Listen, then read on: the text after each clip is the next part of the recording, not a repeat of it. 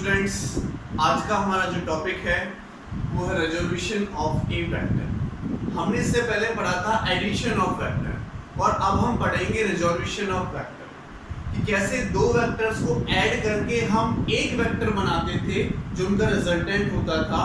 अब हम पढ़ेंगे कैसे एक वेक्टर को ब्रेक करके हम दो और दो से ज्यादा वेक्टर बनाते हैं जो सेम इफेक्ट देते हैं जो सिंगल वेक्टर देता था। एडिशन में क्या होता था कि हम दो और दो से ज्यादा वेक्टर से एक रिजल्टेंट वेक्टर बनाते थे जो सेम रिजल्ट हमें देता था जो हमें सारे मिलकर दे रहे थे। ठीक है, अब क्या होगा, जो सेम रिजल्ट हमारा सिंगल वेक्टर दे रहा है वो तीनों चारों मिलकर देंगे। यानी अब हमें रिजोल्यूशन करना है, एक वेक्टर को स्प्लिट करना है। ओके, देखो अगर हमारे पास एक वेक्टर है ए वेक्टर, लेट कर लेते हैं ये वेक्टर है जो रिजल्टेंट जिसका हमने नाम दिया था आर वेक्टर है। ओके, अब हमने एक वेक्टर ये ड्रॉ किया ए वेक्टर और बी वेक्टर ये ड्रॉ किया हमने। ठीक है, तो आर वेक्टर को मैंने ए वेक्टर और बी वेक्टर में क्या कर दिया, ब्रेक कर दिया। आर वेक्टर को ए वेक्टर और बी वेक्टर में क्या कर दिया, मैंने ब्रेक कर दिया। जो ये अकेला हमारा रिजल्टेंट जो दे रहा है वही हमारा ए और बी मिलकर देंगे। यही हमारा एडिशन में होता था कि ए और बी जो मिलकर दे रहे हैं वो आर अकेला देता था। अब क्या है, हमारा जो आर देगा वो ए और बी मिलकर देंगे। उल्टा है, रिवर्स प्रोसेस से। अगर मैं कहता हूं कि मेरे पास ये वेक्टर है, ओके, अब एक वेक्टर ये हो गया, दूसरा वेक्टर ये हो गया, तीसरा वेक्टर ये हो गया। तो अगर ये मेरे पास ए वेक्टर है, ये बी वेक्टर है, ये सी वेक्टर है और ये क्या है, आर वेक्टर। तो आर वेक्टर को मैंने तीन कंपोनेंट में ब्रेक कर दिया, फर्स्ट, सेकंड, थर्ड। ये जो तीन वेक्टर हैं जिनमें मैंने इसको ब्रेक किया है इनको कंपोनेंट वेक्टर बोला जाता है। ठीक है, ये जो होंगे मेरे पास ए, बी एंड सी, ये वेक्टर्स कैसे हैं, क्या नेम देते हैं हम इनको, कंपोनेंट वेक्टर नेम देते हैं। यानी आर को मैंने तीन वेक्टर में यहां पर ब्रेक किया तो इसके कंपोनेंट वेक्टर हैं। आर को मैंने दो यहां पर ब्रेक किया दो वेक्टर्स में, तो ए और बी इसके कंपोनेंट वेक्टर हैं। इसी टाइप से जैसे हमने पैरेललोग्राम में किया था, अगर लेट कर लेते हैं ये वेक्टर हमें गिवन है, इसको मुझे दो पार्ट में ब्रेक करना है। तो ये मेरे पास ए वेक्टर और ये मेरे पास बी वेक्टर। ठीक है, ओके, ये मेरे पास आर को मैंने दो पार्ट में ब्रेक किया, ए वेक्टर में और बी वेक्टर में। पैरेललोग्राम लॉ में उल्टा होता था, जो हमने एडिशन में किया था कि ए वेक्टर और बी वेक्टर का रिजल्टेंट आर, या फिर आर को हमने दो पार्ट में ब्रेक कर लिया, ए वेक्टर में और बी वेक्टर में। तो रिजोल्यूशन ऑफ वेक्टर क्या है, splitting of a single vector into two और मोर vectors which produces the same effect as is produced by the single vector। ठीक है, सिंगल वेक्टर हमारा इफेक्ट प्रोड्यूस कर रहा है, वही ये मिलकर दे रहे हैं, वही ये तीनों मिलकर दे रहे हैं, वही ये दोनों मिलकर हमारा दे रहे हैं। तो ये हमारे पास एक ऐसा प्रोसेस है, इसमें सिंगल वेक्टर हमारे पास डिफरेंट नंबर ऑफ वेक्टर्स में ब्रेक होके वही इफेक्ट देते हैं जो सिंगल वेक्टर देता है। इसको कहते हैं हम रिजोल्यूशन ऑफ वेक्टर। और इसको मैंने बता दिया, ए बी सी जो यहाँ पर लिखे हुए हैं इनको हम कहते हैं कंपोनेंट वेक्टर। क्या कहते हैं इनको, कंपोनेंट वेक्टर कहते हैं। ओके, क्लियर हुआ सबको, ये बात आपको समझ में आ गई होगी। रिजोल्यूशन ऑफ वेक्टर में हम अब पढ़ेंगे रेक्टेंगुलर कंपोनेंट ऑफ वेक्टर। अब हम पढ़ेंगे rectangular component of vector. Rectangular component क्या होते हैं एक वेक्टर के,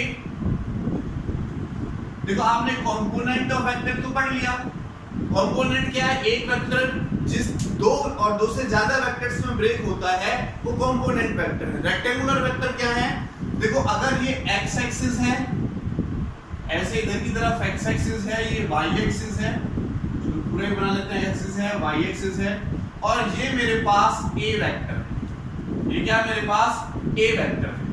तो अब देखो ए वेक्टर मेरा एक्स एक्सिस के अलोंग ब्रेक होगा, जिसको मैं ax नेम दे रहा हूं। ओके, यहां से यहां तक ax वेक्टर में ब्रेक हो गया, जैसे r मेरा a और b में ब्रेक हुआ था। अब मेरे पास a ax में और a y में ब्रेक हो गया। तो ये दोनों क्या आपस में परपेंडिकुलर वेक्टर हैं? ये दोनों कैसे वेक्टर हैं? परपेंडिकुलर। अगर एक सिंगल वेक्टर दो ऐसे वेक्टर्स में ब्रेक होता है जो आपस में परपेंडिकुलर होते हैं, उनको कहते हैं हम रेक्टेंगुलर कंपोनेंट ऑफ वेक्टर। क्या कहते हैं उनको? Rectangular component vector. अगर एक सिंगल वेक्टर दो ऐसे कंपोनेंट वेक्टर में ब्रेक होता है जो कैसे हो? परपेंडिकुलर हो, तो उनको बोलते हैं हम रेक्टेंगुलर कंपोनेंट वेक्टर। ओके, अगर देखो ये मेरे पास एंगल थीटा है, अगर मेरे पास एंगल थीटा है, ओके, और ये ax है, इसकी डायरेक्शन के लिए शो करूंगा तो I, और इसकी डायरेक्शन के लिए j कैप लगाते हैं। तो बच्चों a वेक्टर क्या लिखा जाएगा यहाँ से? ax तो है I के अलोंग और ay है j के अलोंग। x के अलोंग वो ax में ब्रेक हुआ और y के अलोंग वो ay में ब्रेक हुआ। ओके, तो मैं इसको लिख सकता हूं axi प्लस ayj। अपने हिसाब से हम राइट कर सकते हैं इनके नेम। अगर मैं इसको r वेक्टर राइट कर लेता हूं, ये r वेक्टर है, तो इसको x भी मान सकते हैं सिंपल, इसको y भी मान सकते हैं। तो उस कंडीशन में हम लिख सकते हैं कि r वेक्टर x तो है i x एक्सिस के अलोंग और y है y एक्सिस। तो इस टाइप से हम r भी लेकर चल सकते हैं इस वेक्टर को, जो आपकी इच्छा मर्जी है उसके अकॉर्डिंग इसको आप लेकर चल सकते हैं। अब बात आती है कि इस ax की या x की वैल्यू क्या होगी? इस ax की या x की वैल्यू क्या होगी बच्चों? ये मुझे निकालना है। चलो देखते हैं। ये वेक्टर मेरे इस डायरेक्शन में, तो यहां से यहां तक इसका मैग्नीट्यूड होगा, ये डायरेक्शन होगी, तो इसका मैग्नीट्यूड a मान लेते हैं। अब देखो, अगर मैं बेस, ये बेस है मेरे पास O, इस पॉइंट को मैंने A और इस पॉइंट को मैंने दे दिया B और इस पॉइंट को नहीं दे दिया मैंने C। तो देखो, अगर मैं OA अपॉन OC कर लेता हूँ, OA upon OC, OA upon OC, तो बेस अपॉन हाइपोटेन्यूज हुआ, किसके इक्वल हुआ बच्चों? cos थीटा के इक्वल। तो यहाँ से OA किसके इक्वल हो जाएगा? OC cos थीटा, और OC किसके बराबर है? A के बराबर। तो OA क्या हो जाएगा? A cos थीटा, और सिंपल बोलो तो देखो OA भी किसके बराबर है? AX के बराबर है। तो AX आ गया मेरे पास A cos थीटा। सिमिलरली अगर ये मेरे पास थीटा है तो ये अल्टरनेट एंगल थीटा होगा, और अगर मैं निकालता हूं यहां से OB अपॉन OC, तो ये sin थीटा के इक्वल होगा। OB कितना है? AY, इसकी क्रॉस मल्टीप्लिकेशन OC की इधर, तो OC कितना है? A sin theta. यानी AY और AX की वैल्यू भी मैंने निकाल ली। तो इसको A वेक्टर को मैं इस फॉर्म में भी लिख सकता हूं। AX की वैल्यू पुट कर दो, A cos theta I plus A sin theta जी। ऐसे भी हम इस वेक्टर को लिख सकते हैं, ऐसे भी हम इस वेक्टर को लिख सकते हैं। ओके, देखो अब ये दो अलग अलग कंपोनेंट बने मेरे इसके, ये दोनों कंपोनेंट मिलकर मेरा A वेक्टर ही देंगे। ये दोनों कंपोनेंट मिलकर मेरा A वेक्टर देंगे। अगर इसका मैग्नीट्यूड निकालता हूं तो A square cos square theta plus A square sin square theta होगा, A स्क्वायर कॉमन लेंगे तो वही मेरे पास A निकल के आ जाएगा लास्ट में। तो ये दोनों मिलकर क्या दे रहे हैं? हमारे पास A वेक्टर दे रहे हैं। ठीक है, ये हमारे पास क्या हो जाएगा? कंपोनेंट ऑफ वेक्टर हो जाएगा। क्या हो जाएगा? Component of vector. ये तो मैग्नीट्यूड की बात हुई, ये पूरा पूरा वेक्टर है। और देखो, अगर मैं मैग्नीट्यूड निकाल लेता हूं तो क्या हो जाएगा? A cos स्क्वायर थीटा, यानी A square cos square theta और A square sin square theta का रूट हो जाएगा बच्चों। और यहां से देखो A स्क्वायर कॉमन, तो क्या बचेगा? cos square theta plus sin square theta.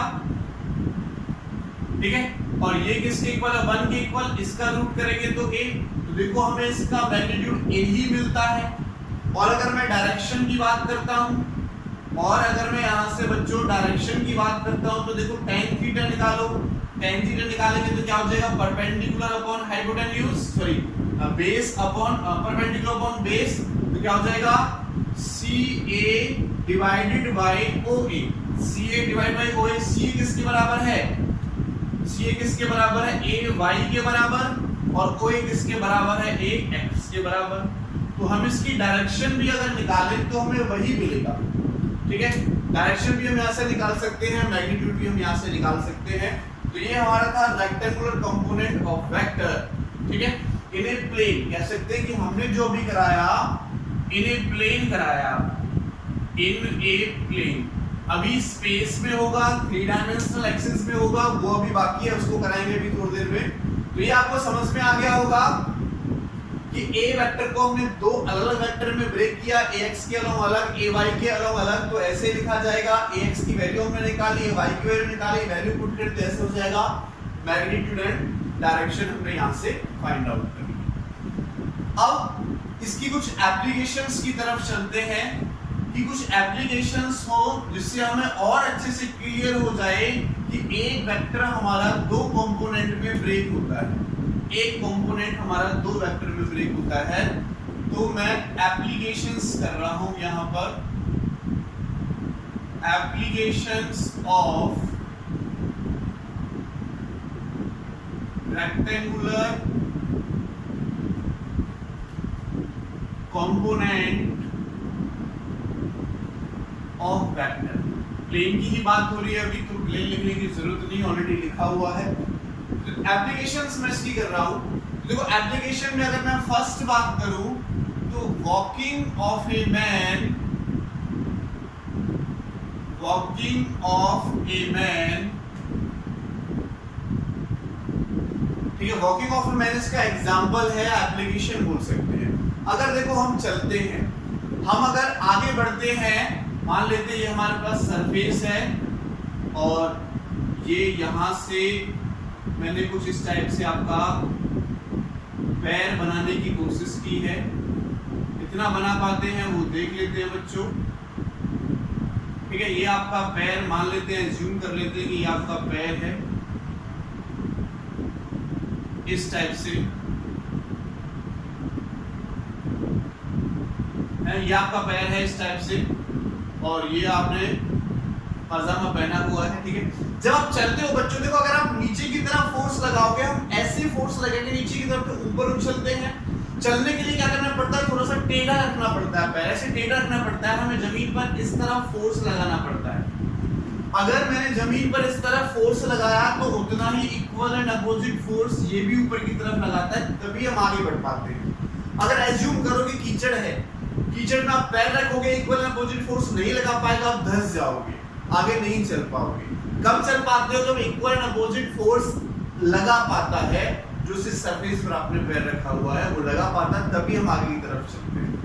Okay, तो यहाँ पर देखो, अगर मैं लेट कर लेता हूं कि मेरे पास ये एंगल थीटा है, ओके, ये एंगल थीटा है, ठीक है। ये एंगल हमारे पास अगर थीटा है तो आर रेक्टेंगल को पूरे में ब्रेक हो जाएगा इधर की तरफ, आर कॉस थीटा में, और आर कॉस थीटा के परपेंडिकुलर जो भी हमने किया था एक्स के अलोंग वाई के अलोंग, आर कॉस थीटा के परपेंडिकुलर क्या हो जाएगा, आर साइन थीटा में ब्रेक, इसमें हो जाएगा आर साइन थीटा में।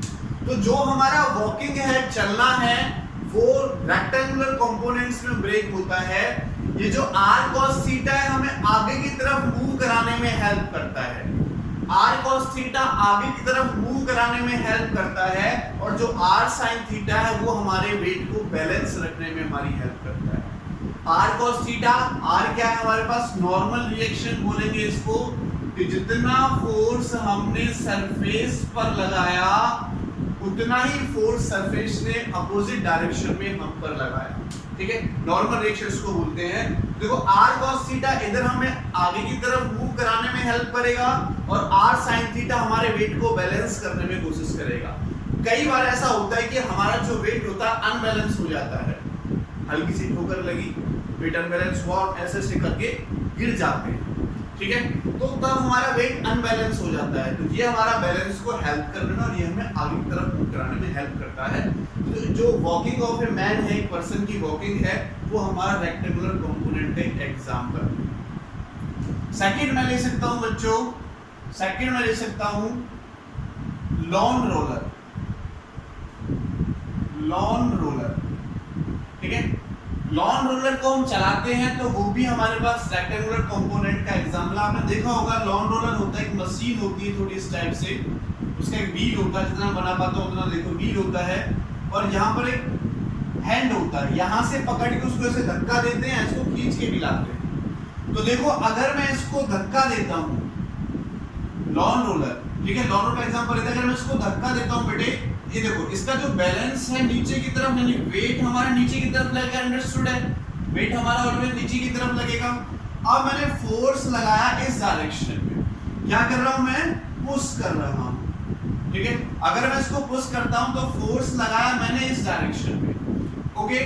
मान लेते हैं हॉरिजॉन्टल के साथ ये थीटा एंगल बना रहा है, हॉरिजॉन्टल के साथ थीटा एंगल बना रहा है, तो जो मैंने फोर्स लगाया वो दो कंपोनेंट में ब्रेक हो जाएगा। कहां, F cos थीटा, इधर एंगल की तरफ cos में होगा हमेशा, और इधर की तरफ F sin थीटा में ब्रेक हो जाएगा। इधर की तरफ क्या हो जाएगा, F sin थीटा में ब्रेक हो जाएगा। एक क्वेश्चन पूछा जाता है हमसे कि लॉन रोलर को पुल करना थोड़ा हार्ड है लेकिन खींचना आसान है। क्या मैं कहूं कि किसी भी ऑब्जेक्ट को ऐसे पुल करना, सॉरी पुश करना थोड़ा कठिन है लेकिन पुल करना आसान है, ठीक है। कैसे है उसको मैं यहाँ पर लेकर चलता हूँ। देखो मैंने इसको क्या किया, अभी पुश किया है, इधर फोर्स लगाया, इधर हुआ, इधर हुआ, जो टोटल नीचे की तरफ इफेक्टिव फोर्स आ रहा है, इफेक्टिव फोर्स वो कितना आ रहा है बच्चों, देखो नीचे की तरफ वेट लग रहा है और F sin थीटा भी हमारा नीचे की तरफ लग रहा है। लेकिन बच्चों अगर मैं इसी लॉन रोलर को अपनी तरफ खींचता हूं, ऐसे खींच रहा हूं, अपनी तरफ फोर्स अप्लाई कर रहा हूं, तो देखो वेट तो इसका अभी भी बच्चों नीचे की तरफ लगेगा, ये हॉरिजॉन्टल डायरेक्शन और ये वर्टिकल डायरेक्शन, यहाँ पर ये हॉरिजॉन्टल थी और ये वर्टिकल डायरेक्शन उसी टाइप से। तो हॉरिजॉन्टल के साथ थीटा माना था हमने, अभी भी हॉरिजॉन्टल के साथ थीटा मान लिया, तो थीटा की तरफ ही किसमें ब्रेक होगा, F cos थीटा में, और इसके परपेंडिकुलर F sin थीटा में। आप देखो ये वेट नीचे की तरफ और ये फोर्स की डायरेक्शन कहाँ है, ऊपर की तरफ है, तो यहां से जो मेरा इफेक्टिव फोर्स होगा वो क्या होगा, W minus F sin theta. देखो ये इफेक्टिव फोर्स ज्यादा है, ये इफेक्टिव फोर्स कम है, तो इसका मतलब क्या हुआ कि हम किसी ऑब्जेक्ट को अगर पुश करते हैं, या लॉन रोलर की बात हो रही है, उसको पुश करते हैं तो ज्यादा फोर्स लगाना पड़ता है और उसको पुल करते हैं तो कम फोर्स लगाना पड़ता है, ठीक है। तो ये भी क्या है, एक एप्लीकेशन है breaking of rectangular component of vector. तो इस टाइप से कुछ एप्लीकेशन, और भी कई एप्लीकेशन है। अगर हमारा कोई पंछी है, ठीक है, बर्ड है, वो ऐसे उड़ता है तो उसका वेट को बैलेंस करने के लिए, ठीक है, और आगे बढ़ने के लिए भी हमारे दो कंपोनेंट में वो ब्रेक होता है। नाव चलाते हो तो वहां पर भी वही कंडीशन हमारी अप्लाई होती है। तो काफी सारे एग्जांपल्स हम ले सकते हैं रेक्टेंगुलर कंपोनेंट के, ओके। तो ये दो काफी हैं, बाकी आप देख लोगे। अब मैं कुछ न्यूमेरिकल्स लेकर चलता हूँ, कुछ न्यूमेरिकल्स हम rectangular component of a vector in plane के लेकर चलते हैं बच्चों, ठीक है। क्वेश्चन नंबर फर्स्ट में यहाँ पर ले रहा हूँ, क्वेश्चन नंबर फर्स्ट। देखो लैंड किया कि ये मेरे पास एक ट्रॉली है। जिन बच्चों ने पहले कभी ट्रॉली नहीं देखी वो अपने ट्रैक्टर ट्रॉली वाला ना समझे, इसी टाइप की हम ट्रॉली लेते हैं, तो थोड़ा सा चेंज भी आप बना सकते हो। ये वो वाली ट्रॉली जिसमें कूड़ा भर के लेके जाते हैं, ठीक है। तो ये ट्रॉली हम इसी टाइप से अज्यूम करेंगे पूरी फिजिक्स में। अब देखो अगर मैंने इस ट्रॉली पर यहाँ से मैंने लैंड कर लिया, इधर फोर्स लगाया मैंने F 60 न्यूटन का फोर्स लगाया मैंने इस डायरेक्शन में, तो आपको पता है एक्स एक्सिस हॉरिजॉन्टल डायरेक्शन ये है और वाई एक्सिस वर्टिकल डायरेक्शन ये है। वर्टिकल ऐसे होता है, हॉरिजॉन्टल ऐसे होता है, ठीक है। और ये भी बोला कि एंगल हमारे पास 60 डिग्री बना रहा है। एंगल कितना बना रहा है, 60 डिग्री बना रहा है। तो क्वेश्चन मेरा है फाइंड द रेक्टेंगुलर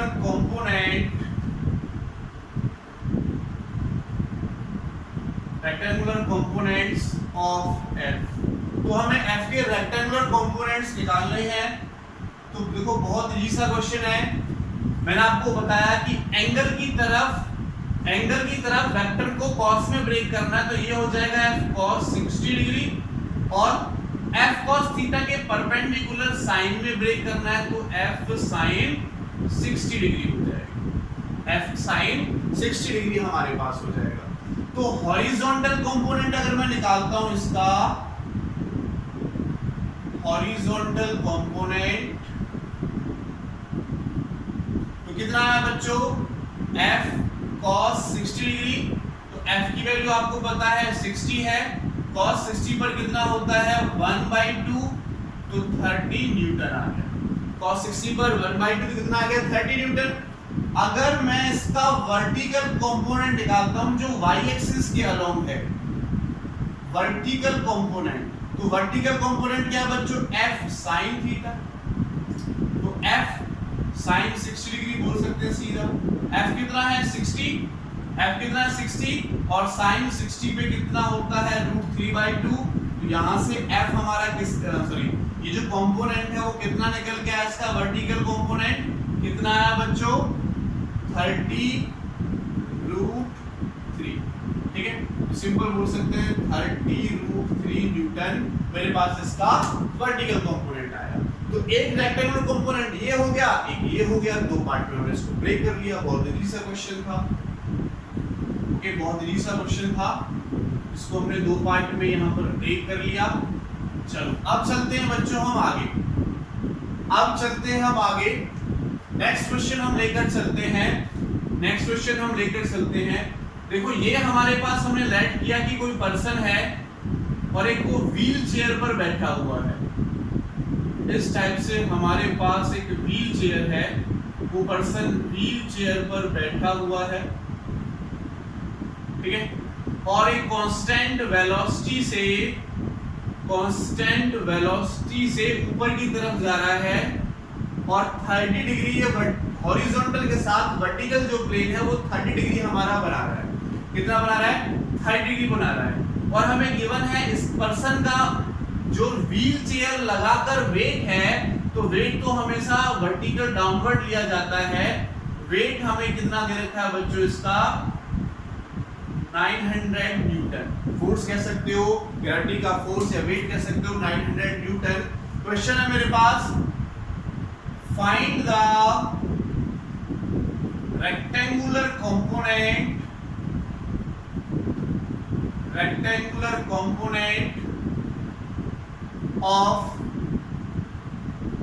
वेट, जो वेट है हमारे पास 900 न्यूटन, उसका क्या निकालना है आपको बच्चों, क्या निकालना है, उसका रेक्टेंगुलर कंपोनेंट निकालना है। ओके, तो आप ट्राई कर सकते हो, बहुत इजी सा क्वेश्चन है हमारे पास, आप इसको ट्राई कर सकते हो, ठीक है। इसको हमें दो पार्ट में ब्रेक करना है जो क्या हो आपस में परपेंडिकुलर, क्योंकि रेक्टेंगुलर कंपोनेंट पूछा है, रेक्टेंगुलर कंपोनेंट का मतलब क्या होता है आपस में परपेंडिकुलर होना। चलो देखते हैं, ये देखो अगर मैं इस लाइन पर एक परपेंडिकुलर डालता हूं, इस लाइन पर मैंने एक परपेंडिकुलर डाला ये, तो बच्चों जो एंगल ये है वही एंगल हमारा यहाँ पर भी बनेगा, जो एंगल ये है वही एंगल हमारा यहाँ पर भी बनेगा। ओके, तो देखो ये जो कंपोनेंट आएगा 900 वेट है, इधर क्या हो जाएगा वेट cos 30 डिग्री, और cos के परपेंडिकुलर जो वेट इधर है तो उसी की तरफ हमें लेना है, इधर हो जाएगा वेट sin 30 डिग्री। एंगल की तरफ cos में ब्रेक होता है और cos के परपेंडिकुलर sin में ब्रेक होता है। आप ये क्वेश्चन भी पूछ सकते थे सर इधर ब्रेक क्यों नहीं हो, परपेंडिकुलर तो इधर भी नहीं, हमें बच्चों कहाँ लेना है, जिधर वेक्टर है वेक्टर दोनों के बीच में आना चाहिए, हमें उस हिसाब से लेना है। तो देखो ये हमारे पास एक कंपोनेंट ये हो गया, एक कंपोनेंट ये हो गया, तो पहले मैं अगर कंपोनेंट निकाल लेता हूँ जो इसके परपेंडिकुलर है, ठीक है, क्या लिख देता हूँ मैं, यहाँ पर लिख देता हूँ एक line, component perpendicular to inclined plane, inclined plane. देखो ये क्या है परपेंडिकुलर है, ये वाला कंपोनेंट इसके परपेंडिकुलर है, कितना है W cos 30 डिग्री, तो W कितना है हमारे पास 900, cos 30 कितना है हमारे पास, सॉरी cos 30 होता है √3/2, सॉल्व करोगे तो ये वैल्यू आ जाएगी। और अगर कंपोनेंट आप निकालोगे कहाँ along inclined plane, along inclined plane, inclined plane के along आप निकालोगे तो W sin 30 degree. Okay, W कितना है 900 और sin 30 पे 1/2 तो कितना आ जाएगा 430 न्यूटन आ जाएगा। कितना आ जाएगा 430 न्यूटन हमारा निकल के आ जाएगा। तो आप नोट कर सकते हो इसको, नोट कर सकते हो आप इसको, ठीक है। चलो आगे चलते हैं, हम नेक्स्ट क्वेश्चन की तरफ चलते हैं बच्चों। आगे नेक्स्ट क्वेश्चन की तरफ चलते हैं। यहां पर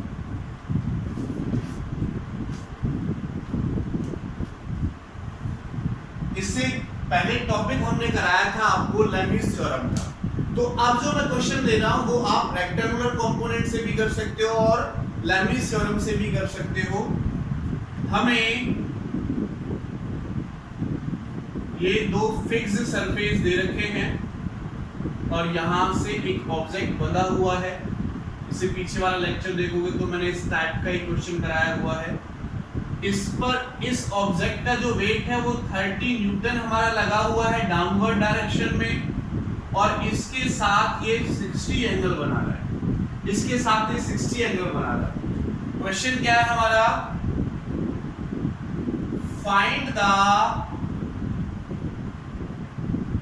फाइंड द टेंशंस, टेंशन हमें निकालनी है इन द स्ट्रिंग्स। एक स्ट्रिंग हमारे यहाँ पर है, मान लेते हैं T1, और एक स्ट्रिंग यहाँ पर है T2। तो हमें यहाँ से T1 और T2 की वैल्यू फाइंड आउट करनी है। बहुत सिंपल सा क्वेश्चन है। अगर मैं इसको रेक्टेंगुलर कंपोनेंट से ब्रेक करता हूँ तो बहुत सिंपल सा, बहुत इजी सा क्वेश्चन है। देखो कैसे होगा। यहाँ पर देखो, अगर T1 मैंने लेट किया, T1 है, ये एंगल 60 तो आपको पता है बच्चों, ये एंगल भी 60 होगा, ये वाला एंगल। T1 एंगल की तरफ किसमें होगा, cos में।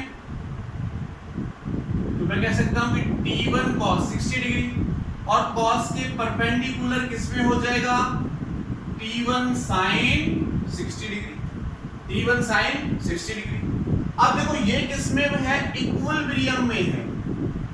और बच्चों इक्विलिब्रियम की कंडीशन क्या होती है कि ऑब्जेक्ट रेस्ट पे है, नीचे वाला फोर्स ऊपर वाले फोर्स के बराबर है, इधर वाला फोर्स इधर वाले फोर्स के बराबर है। यानी ऑब्जेक्ट मेरा मूव नहीं करा तो सारे फोर्सेस एक्सिस के अलोंग, एक्स एक्सिस के अलोंग, वाई एक्सिस के अलोंग, जेड एक्सिस के अलोंग क्या होंगे, इक्विलिब्रियम में होंगे। इसका मतलब क्या, देखो ये नीचे की तरफ फोर्स लग रहा है, ऊपर की तरफ लग रहा है। अगर मैंने मार्कर लिया, नीचे की तरफ 10 न्यूटन लगाया, ऊपर की तरफ 5 लगाया, तो क्या होगा, नीचे की तरफ मूव करना स्टार्ट करेगा। अगर नीचे भी 10 है, ऊपर भी 10 है, तो मूव नहीं करेगा। इसका मतलब ऊपर वाला फोर्स नीचे वाले फोर्स के बराबर है और इधर वाला फोर्स इधर वाले फोर्स के बराबर है, तभी हमारा ऑब्जेक्ट रेस्ट पे होगा, इक्विलिब्रियम में होगा, मूव नहीं करेगा। तो इन दोनों कंपोनेंट के देखो क्या हो जाएगा, T1 cos 60 degree is equal to 30। मुझे क्या निकालना, T1 is equal to 30 upon cos 60, इसके नीचे आ जाएगा क्रॉस मल्टीप्लिकेशन से, और cos 60 की वैल्यू 1/2 यानी 60 न्यूटन। मेरे पास टेंशन निकल के आ गई, टेंशन फोर्स ही होती है तो न्यूटन इसकी हम यूनिट लेकर चलते हैं। ठीक है, T1 हमने यहां से निकाल लिया, कितना आ गया, T1 is equal to 60 Newton. अब मुझे क्या निकालना है, T2। तो देखो इधर वाला फोर्स इधर वाले फोर्स के बराबर होगा, यानी T1 sin 60 degree is equal to होगा T2 के। अब मुझे T2 ही तो निकालना है बच्चों, तो T2 is equal to, T1 कितना है 60 और sin 60 की वैल्यू √3/2 यानी 30√3 न्यूटन मेरे पास T2 निकल के आ जाएगा। लेमिस थ्योरम से भी हमने किया था, काफी बड़ा था, लेकिन देखो रेक्टेंगुलर कंपोनेंट से बहुत सिंपल वे में हमने इस क्वेश्चन को सॉल्व कर लिया। तो आप भी बहुत इजीली ऐसे क्वेश्चंस को सॉल्व कर सकते हो। तो rectangular component in a plane हमने यहाँ पर आपको भी करके दिखाया। अब हम आगे चलते हैं, rectangular component in 3 dimension. Plane का मतलब 2 डायमेंशन, इन 3 डायमेंशन।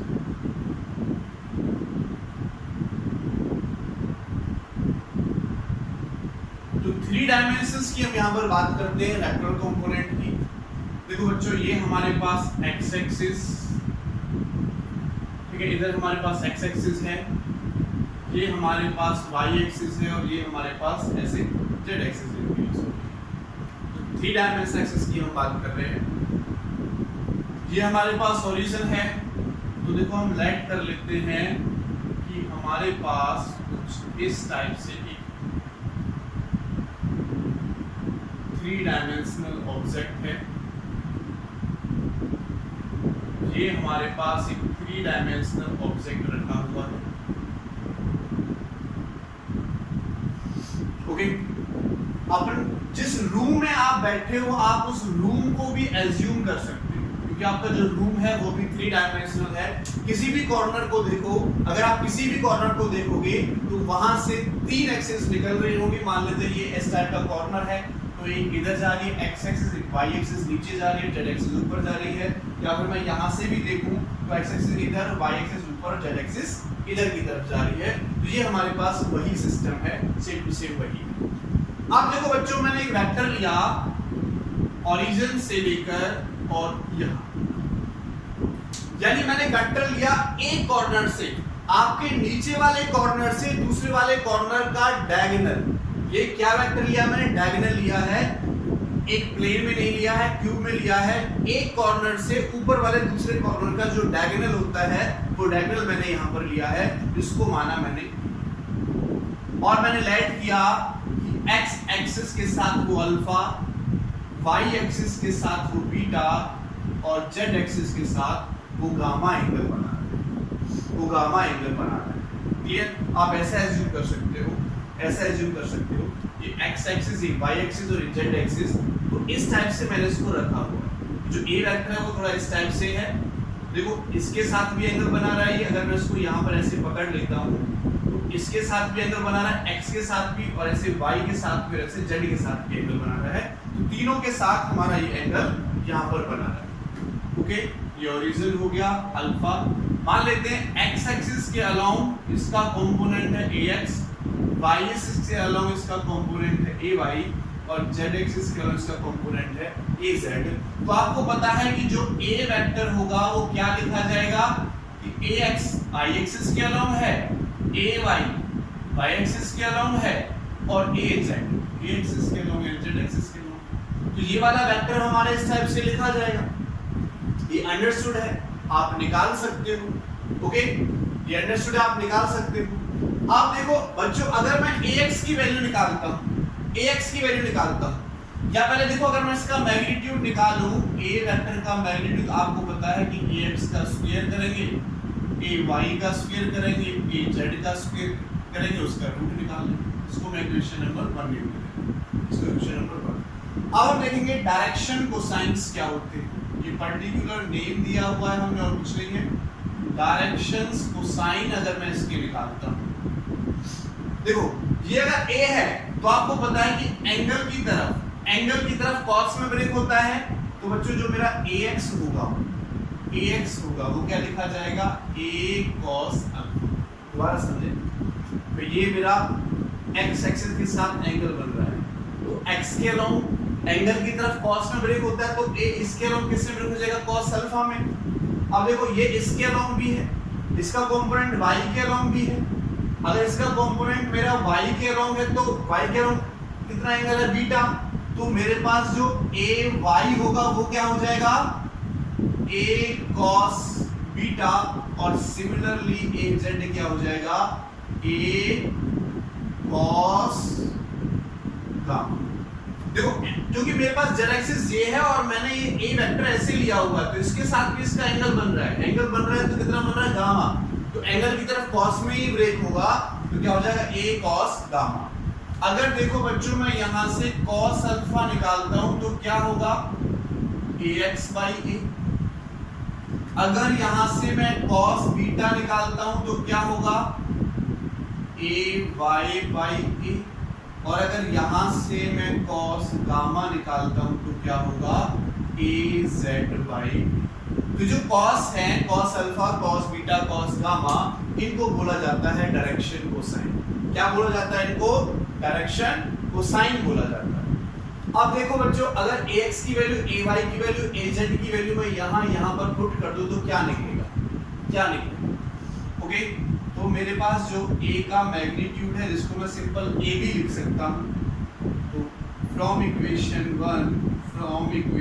1 तो मेरे पास जो a है वो किसके इक्वल होगा, ax की वैल्यू कितनी है, a square cos square alpha, ay की वैल्यू कितनी है, a square cos square beta, और az की वैल्यू क्या हो जाएगी, a square cos square gamma का a स्क्वायर कॉमन आ जाएगा, तो क्या हो जाएगा, a मेरे पास बाहर आ गया बच्चों, और रूट में क्या हुआ, cos square alpha plus cos square beta और प्लस cos स्क्वायर गामा, तो a से कटेगा इधर 1 बचेगा, बहुत साइड स्क्वायर कर देंगे, बहुत साइड स्क्वायर करने के बाद क्या मिलेगा, cos square alpha plus cos square beta और प्लस cos square gamma is equal to 1 मेरे पास से तो क्या है, तो डायरेक्शन कोसाइंस के जो स्क्वायर हैं वो हमारे किसके इक्वल हुए, 1 के इक्वल हुए।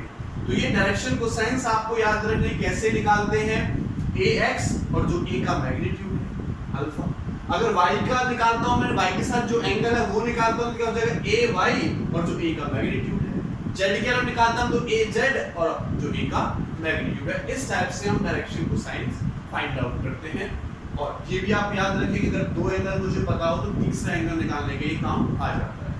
ओके, चलो इसको रब करते हैं, फिर हम इस पर कुछ न्यूमेरिकल्स देखते हैं, इस पर बच्चों।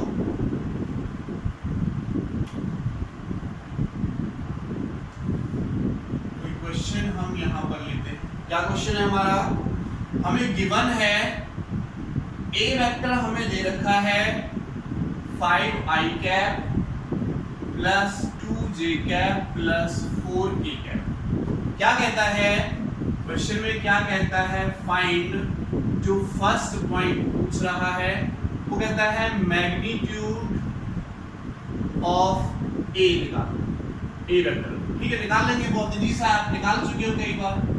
अब बी पार्ट में कहता है ये the direction cosine of vector a निकालना है, क्या निकालना है, the direction cosine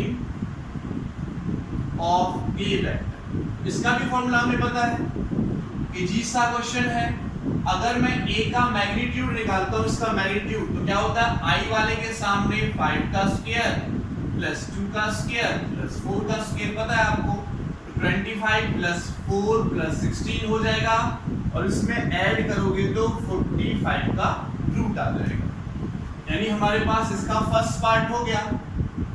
second part हमें चाहिए, अच्छा ये देखो, अगर इस a को मैं जनरल इक्वेशन के साथ कंपेयर करूं तो आपको पता है जनरल इक्वेशन क्या होती है, axi plus ayj plus az की जनरल इक्वेशन है। तो यहां से देखो ax की वैल्यू कितनी आ रही है 5, ay की वैल्यू 2 और az की वैल्यू कितनी है 4 आ रही है। क्या पूछा है बी पार्ट में, डायरेक्शन कोसाइन निकालो, तो आपको पता है कि अगर मैं यहां से cos अल्फा निकालूंगा तो वो क्या होगा ax अपॉन a का मैग्नीट्यूड है ना, तो आपको पता है कि ax कितना है 5 और a का मैग्नीट्यूड आपने यहां पर निकाला 45। अगर आप निकालोगे cos बीटा है हमारे पास डायरेक्शन कोसाइन, तो वो क्या होगा ay बाई a, तो ay कितना है 2 और a मैग्नीट्यूड वही 45। अगर आप निकालोगे cos गामा तो वो क्या होगा az डिवाइडेड बाई a, तो az 4 और a का मैग्नीट्यूड वही 45। तो इस टाइप से आप डायरेक्शन कोसाइन भी निकाल सकते हो जो आपने यहां पर निकाला। ओके, इजी सा क्वेश्चन था, बहुत इजी सा क्वेश्चन था। चलो एक क्वेश्चन और हम यहां पर कराते हैं, लास्ट क्वेश्चन आज का, एक लास्ट क्वेश्चन और हम यहां पर आज का कराते हैं। अच्छा क्वेश्चन है, हमें क्या गिवन है, हमें दे रखा है ये वेस्ट, ये ईस्ट और ऐसे इधर मेरा नॉर्थ, इधर मेरा साउथ, यानी इस टाइप से परपेंडिकुलर ये रखे हुए हैं। ये वेस्ट, ये ईस्ट, ये नॉर्थ, ये साउथ। और हमसे बोल रखा है कि एक वर्टिकल लाइन है ये, समझ रहे हो मेरी बात, कि ये इस टाइप से ये रखे हुए हैं और एक वर्टिकल लाइन ऐसे है। W यानी west, east and south, north, और वर्टिकल लाइन है S।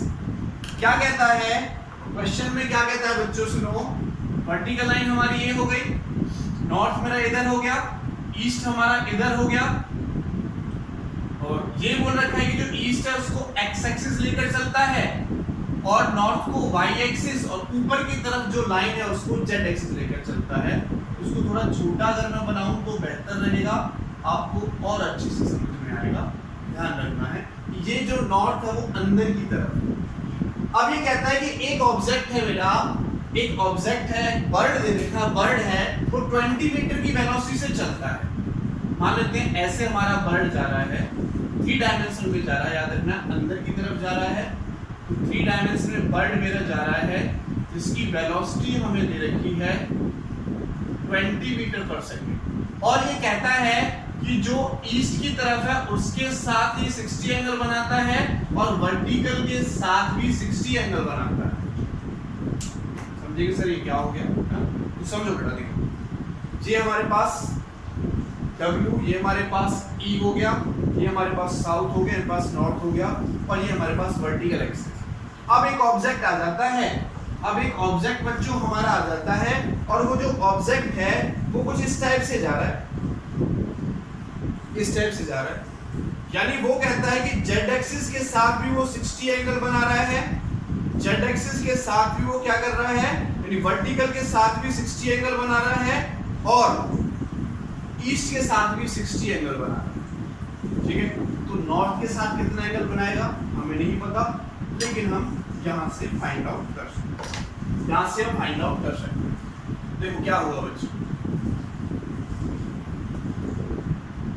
ये आपको पता है अगर ये कंपोनेंट ये है तो ये जो x एक्सिस के अलोंग होगा वो कितना हो जाएगा v cos 60 डिग्री, और इसके अलोंग भी कितना हो जाएगा v cos 60 डिग्री, क्योंकि ये भी हमें 60 दे रखा है यहाँ से यहाँ तक, और ये भी हमें यहाँ से यहाँ तक 60 दे रखा है। अब उसकी तरफ नहीं पता, उसका cos बीटा मान लेते हैं, तो ये फॉर्मूला तो आपने पढ़ा ही है। क्वेश्चन क्या पूछता है हमारा, क्वेश्चन लिख देते हैं एक बार। क्वेश्चन क्या पूछता है, represent the velocity vector rectangular component,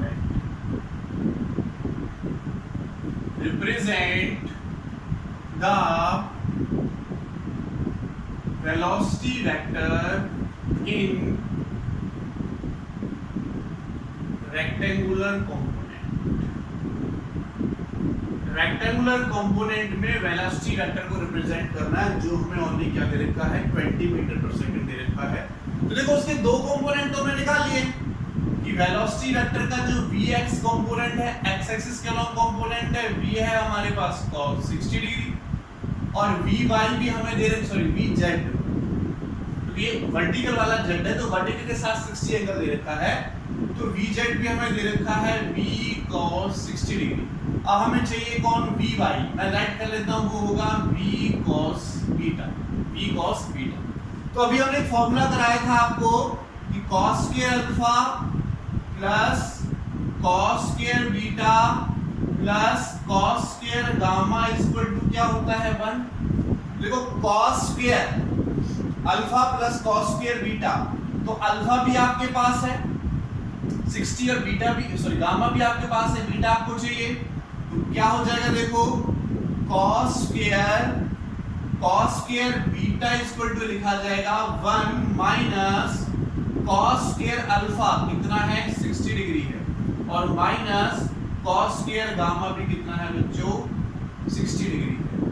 यहां से इसको सॉल्व करो तो 1 माइनस cos 60 पर कितना होता है, cos 60 पर कितना होता है बच्चों 1/2, तो 1/2 का स्क्वायर माइनस फिर से 1/2 का क्या हो जाएगा स्क्वायर, सॉल्व करो तो 1 माइनस 1/2 का स्क्वायर 1/4 माइनस 1/4, इन दोनों को ऐड करोगे तो 1 माइनस क्या हो जाएगा 1/2, यानी 1/2 मेरे पास निकल के आया कौन, cos स्क्वायर बीटा क्या निकल के आया यहाँ से 1/2। तो मैं इस स्क्वायर को हटाने के लिए इधर रूट कर दूं, इसको हटाऊंगा तो क्या हो जाएगा 1/√2 और 1/√2 कहां पर होता है cos 45 डिग्री पर। कहां पर होता है cos 45।